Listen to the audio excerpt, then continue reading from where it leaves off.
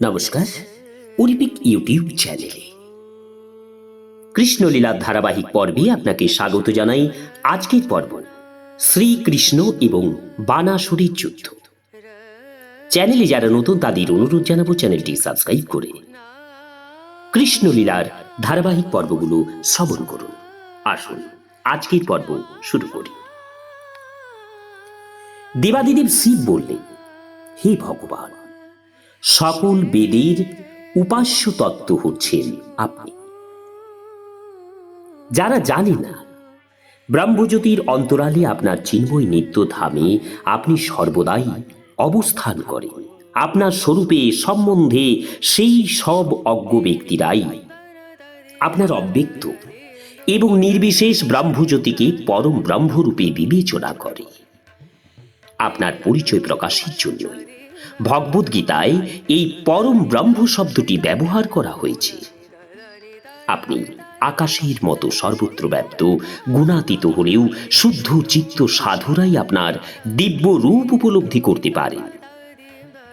একমাত্র কৃষ্ণ ভক্তরাই আপনাকে হৃদয়ঙ্গম করতে পারে, অন্য কেউ তা পারে না। আপনার পরম সত্তার অব্যক্ত নির্বিশেষবাদ অনুসারে আকাশ আপনার নাভি, অগ্নি আপনার মুখ, জল আপনার শুক্র, স্বর্গলোক আপনার মস্তক, দিক সকল আপনার কর্ণ, ঊর্ধ্বলোক আপনার পাদপদ্ম, চন্দ্র আপনার মন, সূর্য আপনার চক্ষু, আমি আপনার অহংকার, সমুদ্র আপনার জঠর, দেবরাজেন্দ্র আপনার বাহু, ঔষধি সমূহ আপনার রোম, মেঘগুলি আপনার কেশ, লোকপিতা ব্রহ্মা আপনার বুদ্ধি, প্রজাপতিরা আপনার প্রতীক স্বরূপ প্রতিনিধি, ধর্ম আপনার হৃদয়। আপনার অব্যক্ত নির্বিশেষ বিরাট রূপকে এইভাবে কল্পনা করা হয়, কিন্তু অন্তিম সত্তায় আপনি পরম ব্যক্তি এবং সবিশেষ তত্ত্ব। নির্বিশেষ বিরাট রূপ আপনার শক্তির একটি তুচ্ছ সামান্য অংশ মাত্র। আপনি মূল অগ্নির সঙ্গে তুলনীয়, আলো এবং তাপ হচ্ছে আপনার অংশ। দেবাদিদেব শিব আরো বললেন, হে ভগবান, বিরাট এবং বিশ্বরূপে আপনি প্রকাশিত হলেও বিশ্বের অংশগুলি আপনার দেহের বিভিন্ন অংশ। আপনার অচিন্ত শক্তির প্রভাবে আপনি যুগপৎ সীমাবদ্ধ স্থানে এবং বিশ্বব্যাপী বিরাজমান। আপনার নিজ ধামে গোলক বৃন্দাবনে সর্বদাই থাকলেও আপনি সর্বত্রই বিরাজ করেন। সমগ্র বিশ্বের কল্যাণ সাধনে ভক্তদের রক্ষার জন্য আপনার আবির্ভাবের কথা ভগবদ্গীতায় উল্লেখিত আছে। একমাত্র আপনার কৃপা লাভ করেই দেবকুল জগতের বিভিন্ন কার্যকলাপ পরিচালনা করেন। আপনার কৃপায় ঊর্ধ্বলোকের 7টি ভুবন প্রতিপালিত হয়। সৃষ্টির কালাবসানে দেব, মনুষ্য, ইতর পশু আদি আপনার শক্তির সমস্ত প্রকাশসমূহ আপনাতে প্রবেশ করে এবং সৃষ্টির নিমিত্ত উপাদান কারণগুলি আপনার আশ্রয়ে থাকে। অন্তিম বিচারে আপনি স্বয়ং নিজে বা আপনার সামনে বা অধীন কোনো তত্ত্বের মধ্যে কোনো ভেদ নেই। আপনি যুগপতে চরাচর সৃষ্টির কারণ এবং উপাদান। আপনি অদ্বিতীয়, পরম পূর্ণ তত্ত্ব। প্রপঞ্চময় জগতের 3টি স্তর, জাগ্রত অবস্থা, স্বপ্নময় নিদ্রা অবস্থা এবং সুযুক্তি। কিন্তু হে ভগবান, আপনি এই সকল জড়াবস্থার অতীত। এই জন্য আপনি তুরীয় অবস্থায় বিরাজিত। আপনার আবির্ভাব এবং অন্তর্ধান আপনি ছাড়া কারোর উপর নির্ভরশীল নয়। আপনি স্বয়ং নিজ আবির্ভাব এবং অন্তর্ধানের কারণ। আপনি তুরীয় এবং মায়াতীত হলেও আপনার সরশ্চর্যপূর্ণ অপ্রাকৃত গুণাবলী প্রদর্শনের উদ্দেশ্যে মৎস্য, কূর্ম, বরাহ, নৃসিংহ, কেশব আদি বিভিন্ন অবতার রূপে আপনি অবতীর্ণ হয়েছেন। আপনার বিভিন্নাংশ বিভিন্ন জীবরূপেও আপনি আবির্ভূত হয়েছেন। আপনার অন্তরঙ্গা শক্তির মাধ্যমে আপনি বিষ্ণুর বিভিন্ন অবতার রূপে অবতীর্ণ হন, আর আপনার বহিরঙ্গা শক্তির মাধ্যমে আপনি প্রপঞ্চময় বিশ্বরূপে আবির্ভূত হন। মেঘাচ্ছন্ন দিনে সূর্য মেঘ দ্বারা সাধারণের দৃষ্টিতে আচ্ছাদিত থাকে। সমস্ত আকাশ মেঘে আবৃত থাকলেও বস্তুতপক্ষে সূর্যকে কখনো আচ্ছাদিত করা যায় না, কারণ মেঘগুলি সূর্যের আলোকেই সৃষ্টি হয়, ঠিক সেই রকম অল্প বুদ্ধি সম্পন্ন ব্যক্তিরা ভগবান নেই বলে দাবি করে, কিন্তু বিভিন্ন জীব এবং তাদের কার্যাবলী দর্শন করে জ্ঞানলোক প্রাপ্ত ব্যক্তি আপনার বহিরঙ্গা এবং তটস্থা শক্তির মাধ্যমে প্রতি অণুতে আপনাকে দর্শন করতে পারে। দিব্যজ্ঞান প্রাপ্ত ভক্তরা আপনার অসীম শক্তির কার্যাবলী অনুভব করে, কিন্তু যারা আপনার বহিরঙ্গা মায়ায় বিমোহিত, তারা নিজেদের এই জগতের সঙ্গে পরিচিত করে সমাজের বন্ধু আদি প্রীতি আসক্তিতে জড়িয়ে পড়ে। এইভাবে তারা ত্রিতাপ সংসার দুঃখ ভোগ করে, সুখ দুঃখপূর্ণ দ্বন্দ্বময় জীবনের অধীন হয়। কখনো তারা সংসারে নিমজ্জিত হয়ে পড়ে, আবার কখনো কখনো সংসার জীবন থেকে মুক্তি লাভ করে। হে ভগবান, এই মনুষ্য জীবন হচ্ছে ভবসাগর পার হওয়ার সুযোগ। আপনার অসীম কৃপার ফলেই একজন এই দুর্লভ মনুষ্য জীবন প্রাপ্ত হয়। কিন্তু এই মনুষ্য জীবন লাভ করে যে ইন্দ্রিয় সংযম করতে সমর্থ হয় না, সে যৌন সুখের তাড়নায় বিপদগামী হয়ে পড়ে।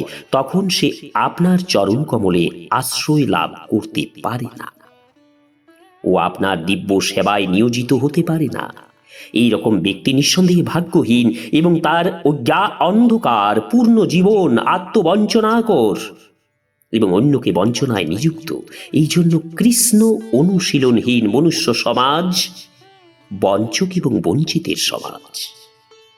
হে ভগবান, প্রকৃতপক্ষে আপনি সকল জীবের পরম প্রিয় অন্তর্যামী পরমাত্মা এবং পরম নিয়ামক। সর্বদা অজ্ঞানে আচ্ছন্ন মানুষ তাদের অন্তিম গতি মৃত্যু ভয়ে ভীত হয়। কেবল ইন্দ্রিয় ভোগেই যে আসক্ত, সে স্বেচ্ছায় দুঃখপূর্ণ সংসার জীবন গ্রহণ করে এইভাবে অনিত্য চপল সুখে মত্ত হয়ে নানা জনি পরিভ্রমণ করে। এইভাবে অমৃতকে উপেক্ষা করে যে বিষ পান করে, সে নিঃসন্দেহে একজন মূর্খ।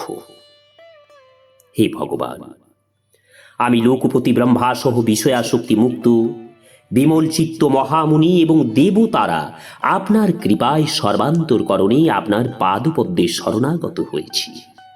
হে দেব, আমরা আপনার শরণাপন্ন, কারণ আপনি আমাদের জীবন স্বরূপ। আপনি আমাদের প্রিয়তম পরম প্রভু। আপনি এই চরাচর বিশ্বের আদি কারণ, সৃষ্টি স্থিতি এবং প্রলয়ের একমাত্র কারণও আপনি। আপনি সকলের প্রতি সমভাবাপন্ন। আপনি প্রশান্ত এবং সকলের সুহৃদ। হে দেব, হে প্রভু, আপনি সকলের অন্তিম উপাস্য। তাই কৃপা করে আপনার অপ্রাকৃত সেবায় আমাদের নিযুক্ত করুন, যাতে আমরা অপবর্গ লাভ করে এই ভববন্ধন থেকে মুক্ত হই। হে ভগবান, এই বানাসুর হচ্ছে আমার একজন প্রিয়জন। সে আমার অনেক মূল্যবান সেবা করেছে, এই জন্য আমি সর্বদাই তার সুখ কামনা করি। তার প্রতি সন্তুষ্ট হয়ে আমি তাকে অভয় দান করেছি। হে ভগবান, তার পিতৃপুরুষ প্রহ্লাদ মহারাজ এবং বলি মহারাজের প্রতি আপনি যেমন প্রসন্ন হয়েছিলেন, কৃপা করে তার প্রতিও আপনি সেই রকম প্রসন্ন হন। দেবাদিদেব শিবের প্রার্থনা শুনবার পর শ্রীকৃষ্ণ তাকেও ভগবান বলে সম্বোধন করে বললেন, হে ভগবান শিব, আপনার প্রার্থনা এবং বানাসুরের জন্য আপনার আবেদনে আমি সম্মতি দিচ্ছি। আমি জানি এই বানাসুর হচ্ছে বলি মহারাজের পুত্র, তাই আমি তাকে বধ করতে পারি না, কারণ এটি আমার প্রতিশ্রুতি। আমি প্রহ্লাদ মহারাজকে প্রতিশ্রুতি দিয়েছিলাম যে তার পরিবারের জাত কোনো অসুরকেই আমি বধ করব না। তাই বানাসুরকে বধ না করে দর্পচূন্য করবার উদ্দেশ্যে আমি শুধু তার বাহুগুলি কেটে দিয়েছি। বিশ্বের ভার স্বরূপ এই বিশাল সেনাবাহিনী সে প্রতিপালন করেছিল। এই ভার লাঘবের উদ্দেশ্যে আমি তাদের সকলকে বধ করেছি। এখন তার অবশিষ্ট 4টি বাহু আছে, আর এই অবস্থাতেই সে জড় জগতের সুখ দুঃখের অতীত অজর এবং অমর হয়ে থাকবে। আমি জানি সে আপনার একজন অন্যতম ভক্ত। আজ থেকে আপনি নিশ্চিত থাকতে পারেন যে কারো থেকেই তার আর কোনো ভয়ের কারণ নেই। এইভাবে ভগবান শ্রীকৃষ্ণ বানাসুরকে অভয় প্রদান করলে সে অবনত মস্তকে ভূমিতে শ্রীকৃষ্ণকে প্রণাম জানাল। অচিরেই সে কন্যা উষা এবং অনিরুদ্ধকে একটি সুন্দর রথে আরোহণ করিয়ে তাদের দুজনকে শ্রীকৃষ্ণের কাছে এনে উপস্থিত করল। দেবাদিদেব শিবের আশীর্বাদে বিপুল ঐশ্বর্যশালী উষা এবং অনিরুদ্ধের দায়িত্বভারের পর ভগবান শ্রীকৃষ্ণ নিজেই গ্রহণ করলেন।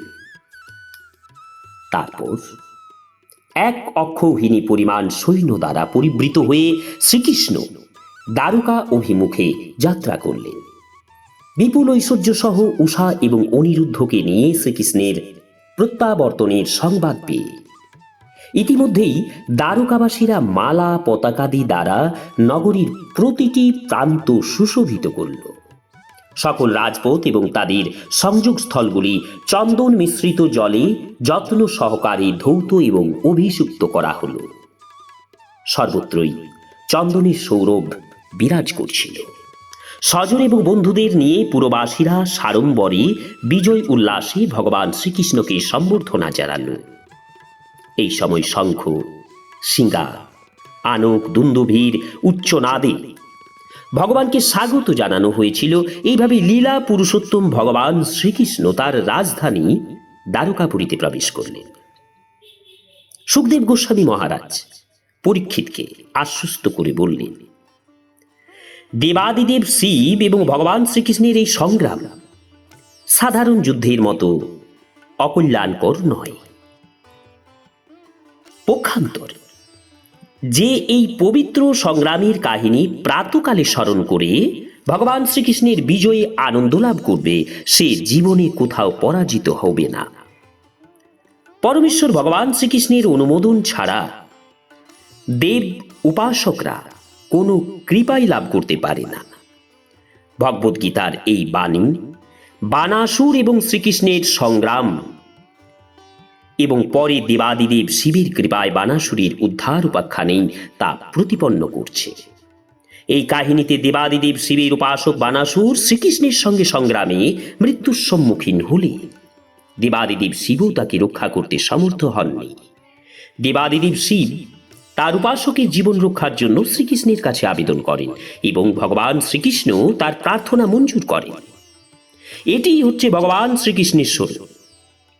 এই প্রসঙ্গে ভগবদ্গীতায় মায়ৈব বিহিতান হিতান বাণীর মাধ্যমে ভগবানের স্বরূপ বিশ্লেষণ করা হয়েছে।